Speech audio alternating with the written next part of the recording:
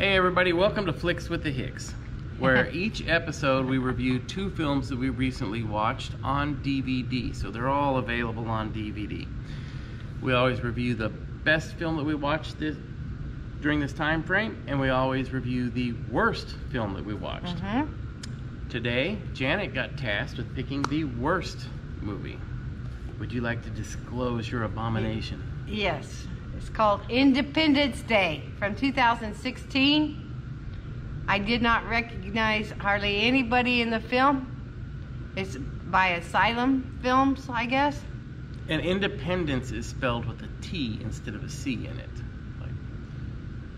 Independence Day. Day. Apostrophe. Day. And no, it wasn't very good. It's a sci-fi, spaceships, aliens gonna take our planet because we're so awful and we have been destroying our planet and we're evil people. We have abused each other, and they're saying that they're going to take everybody off the planet to a better place, safe and all that. And this lady president Rainey, her name is Faye Guthier, and there's the other. There's only one guy that I think I recognize, Jude Lanston, but he's an agent. But there's these radical militia guys that are supposed to be helping with the president's husband.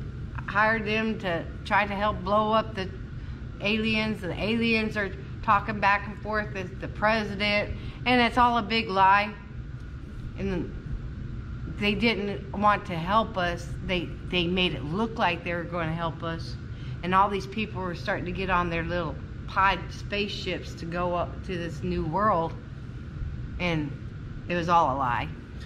And it was the president, the acting wasn't all that. It reminded me of a low-budget film. Yeah. But the special effects of the UFOs and stuff were actually pretty decent. Yeah. So, it just... I don't know if there's just been too many films done about aliens. Right. Or what, but I had a hard time staying concentrated on the film. Yeah, it kind of drug on a little bit. And the acting was pretty raw. Yeah. Yeah, the acting wasn't all that. The lady president and, Secret Service guys, and then the militia guys and the girls and all this, and, taking over the world, and it's kind of a lame story, the way it went. But so what do you give your film 0 to 100? Well, I'll give it a 20 because the special effects was the best part. But I didn't like it. I just didn't like it. I stopped during the movie just because I was getting bored with it, and then came back to it. I mean, I'm actually right there with you. I'd give it a 22. It was... I made it through it somehow. But yeah, we watched this film probably a week and a half ago, and I had a hard time remembering it. I had to look it up and say, oh yeah, I remember it now. Yeah, it wasn't very good. And it took me 3 different tries to get all the way through it. So yeah, I stopped several times to do something else. And I was waiting for something, but it's all right. It's a sci-fi type movie, no biggie. All right, so what's your movie, baby? All right, the best film that we watched recently on DVD was American Sniper. It came out in 2014. It was directed by Clint Eastwood. It starred Bradley Cooper and Sienna Miller. This film had a budget of $59 million. It made $350 million. It was nominated for 8 Academy Awards. It won 1 award for Best Sound Editing. And it's the true story of Chris Kyle. If you don't know about Chris Kyle, He served 4 tours of duty in Iraq, and he was a sniper, and he's the most prolific sniper in U.S. history. He killed 255 men, and the story is, to me, one of bravery and one of hardship coming back home. Chris Kyle has since passed away in a tragic death, which is in the film. But Chris was a hero and felt a duty not only to his country, but also to his other soldiers that were with him. So he kept re-enlisting because he knew or felt that he was the best at doing his job. And he wanted to protect the soldiers that he was out there with. When he came back home, he struggled being a husband and father. He had PTSD. Of course. And it actually appears that he was just starting to really accept being a civilian again when his death happened. Bradley Cooper did a fantastic job in this film. He gained 40 pounds to play the role. Wow. And he came off as just, to me, he was a real soldier. Mm-hmm. You know, I hate to hear of anybody being killed, but it's a war. Mm-hmm. And Bradley Cooper's role and the way he played it, I don't think you could have found a better actor. And it's a Clint Eastwood directed film. I mean, everything that Clint Eastwood does is fun to watch. So yeah. This is intense. Yeah. This was intense.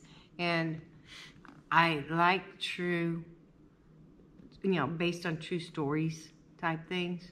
Mm-hmm. Instead of just, you know, a drama or a fiction, this or that. But this was good. This was the whole film, the way they depicted him and what's happened and the way he was handling life.